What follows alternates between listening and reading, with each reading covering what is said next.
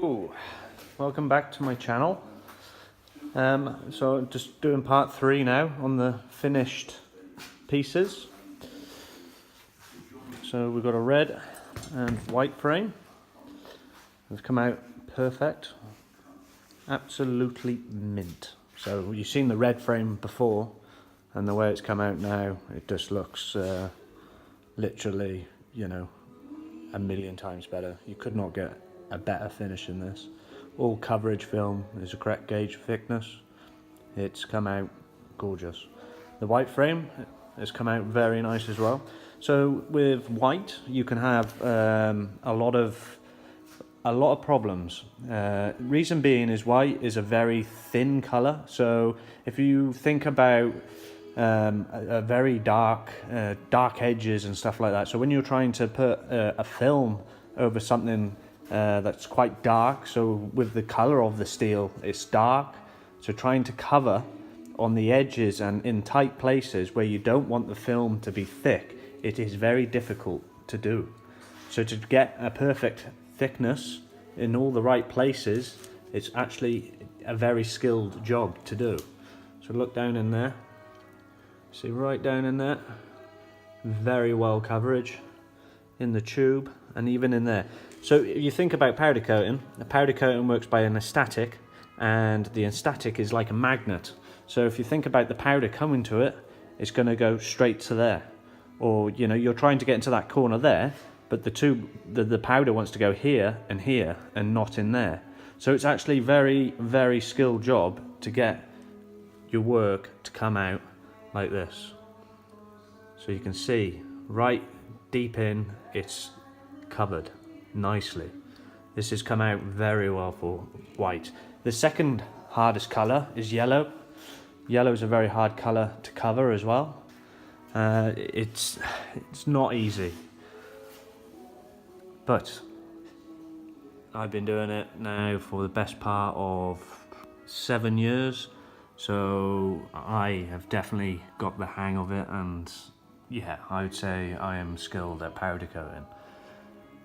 But it's something, you know, if you're not powder coating this kind of stuff, you won't know how to do it. If you're doing process work and you're powder coating the same thing over and over and over again, you're going to find it, you know, hard when you come to do something very complicated with lots of different areas and, you know, concaves and cuts and, there's so many things.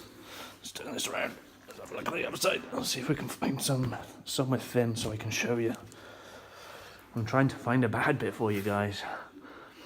I'm struggling to find a thin.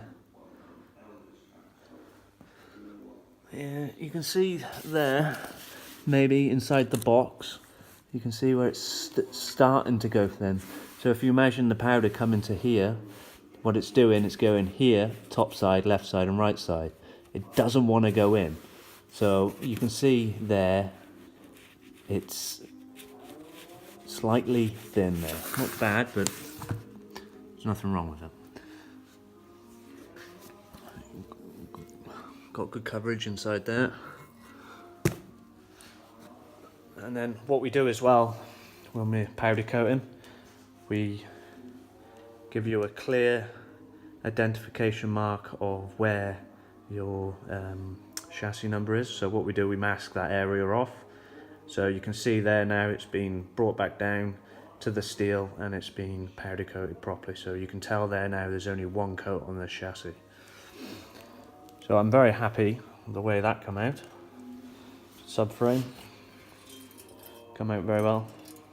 So you can see in there slightly, you've got a slight bit of, you know, you can just see, you know, a slight, you know, I could have done with putting a bit more in there, but if you put it on there too thick, you get it to run, so it will drip.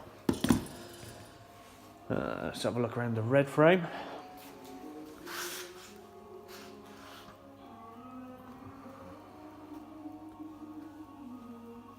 It does look good, doesn't it? You couldn't, you know, you wouldn't believe how this was before. This was just literally a mess. So we've done the same there on the crosshead there. So you can zoom in there, you can see the frame number there. Very nice, cleanly done. You know, it's almost like someone knows what they're doing here. I'm over the moon how that frame's come out there, and I know the customer will be as well. Foot pegs, side stem. You can see on here as well where the corrosion was. Well, you might not be able to see it in the camera, but you can feel it. You might be able to see it if I get the light on it. There you see it. So you can see the corrosion there. I was going to double coat it and it will get rid of that a bit more, but when you double coat it, everything's a lot thicker, and you know, if you chip it, it's gonna, you know, so I thought I'd leave it, and you know, yeah. And as well, what we do as well, we cap the stock heads, so you know, you've got no sanding or anything like that to do. We mask and put bolts in the threads where we can. Like if there's a special pitch, we don't usually do it, but what we usually do, we work out what kind of pitch it is, and then we run the taps through them if it's an awkward size, so it's not a problem. So that's come out very well again. That's a 10 out of 10 frame. That the white one I'd probably give myself, yeah, it's got to be a 10. There's nothing wrong with that. It's come out mint, absolutely mint. So see this part here, this is a very small increment part. Do not put too much powder on that part. When you're powder coating this and this and this and here and around here, and trying to miss this part so you don't put too much on it so it doesn't drip. I'll show you now if I got something that's got a run on it. If I go in my powder coating room, let's have a look here, I'll show you what I mean. So this is where I powder coat. Boom! So have a look here. Look, see that there? That's drips. That's what you don't want. That's a big, thick film. So you don't want that. So what if you over powder? You'll get too much powder on there, and you'll get a run that comes off it, and that is the indication of over powdered. But if you do have, say if you had your frame done and you've had a drip there or whatever, it's not the end of the world, because at the end of the day, it's very hard to get some. If there's something around it, the person who's ever powder coated it has struggled to try and get the powder inside something. So the powder is obviously wanting to go somewhere else. So it's just one of them things. It's a 50-50 thing if you get right or not. But for me, you know, I've had plenty of practice, and we're powder coating over best part of our items. Well, I'll probably powder coating, oh, I wouldn't like to guess, probably the best part of 2,000 items a month. No, more than that, more. Yeah, somewhere around about 2,000 items, and different items as well, you know, and we take on custom work. Just powder coated a trailer there. That's come out gorgeous as well. So yeah. So that is my work of powder coating. So you've seen part one when it come in and it looked a mess. See part two of how clean I get it before I powder coat. As well as that as well, I want to say, when you shot blast it, the best thing about shot blasting is you give the powder something to grip to. So the powder's got somewhere to melt into and adhesive to. So when you're going off-road and all the stones are hitting it or whatever, it's got more chance of staying on there. If you have your frame acid dipped, it'll come back to the raw material. So say like, let's have a look here. So this is your frame, and this is smooth, crisp, smooth. That's something you don't want. So if I shot blast that now and powder coat it, it would withstand a lot more than just being that. So we're giving it the ultimate finish, the ultimate key to powder coat over. And it's the best thing you can do to it as well. So you're getting rid of all the corrosion, you're cleaning it, and you can identify cracks in it. If you get acid dipped, it's still hard to see if there's cracks in it. You will be able to see it, but when you shot blast it, it cleans out the cracks and it gets rid of any dirt in there or whatever, and it will just identify straight away. You'll see it straight away. So yeah.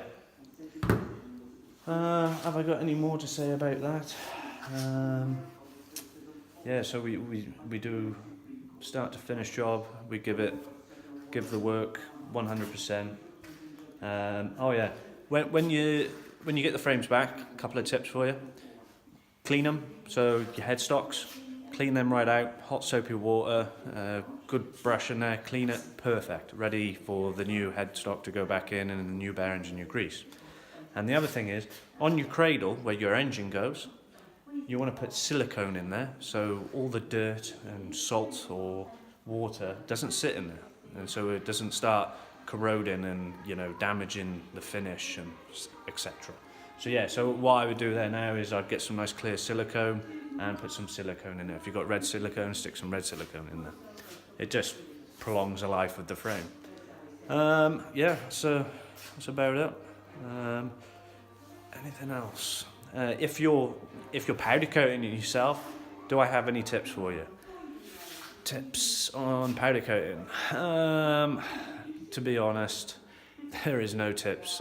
I'm self-taught, taught myself. It took me, to where I am now to be this good, to get perfect jobs like this when they come straight out of the oven. They are absolutely mint. But if you're doing it yourself and you haven't done one before, you're going to have patchy areas, you're going to have drips, no matter what. You need to do a lot of powder coating before you can it's the same with anything really. If you do something once and do something, 100 million times, you're going to be a lot better. So, but if you are going into powder coating, just keep at it and try and get a lot of process work in. If you've got a lot of products coming in and just anything, just try and try different methods on there. Try and do it thick. Try do it thin, and you get a hang of the feel of how the powder's coming out. You'll understand with powders as well. So like my heaviest color would be like a black, and then the lightest color, white, yellow, and orange. They're very very hard colors to get good coverage with. So yeah. It's all about playing with what with what materials you have, and you'll also find as well. I stock different brands of powder as well. So I have for my full gloss black, I have a different manufacturer. So their gloss black just comes out of the gun a lot better than another manufacturer's. I don't know why. I think it's because it's the way it's ground. Maybe it's like a finer grind. It's the only thing I can assume. So it's just the way I've tried. I don't stick with the same manufacturer. I try different manufacturers in the different colors to see maybe the red will last me longer. I can get more production out of it. So yeah, there's lots of things to put into account when you are actually doing powder coating. And not only that, it's your machine set up properly as well. There's 1,000 things to go over about that as well. But I don't really mess around with the settings on there. I just leave it and get used to it working the way it is, because if you go messing with the settings and you try and do something the same again, it's not going to work the same as you set it that you've been using on. So I like to keep my machine set standard, and I use machine on standard on absolutely everything. And I'm using Gamma, which is the ultimate powder coating machine. So that's been working perfect really. I haven't had any problems with that, and like I said, I don't mess with the settings, so there's nothing to go wrong with it. So yeah, so thanks for watching part 3. I hope you stay tuned and have a look around on my channel and see if you like anything you come across on there. You see a couple of bikes I'm doing up on there at the moment. So yeah, so thanks for watching, and thumbs up or thumbs down for these 3 episodes, and yeah, look forward to making other videos. Cheers and bye.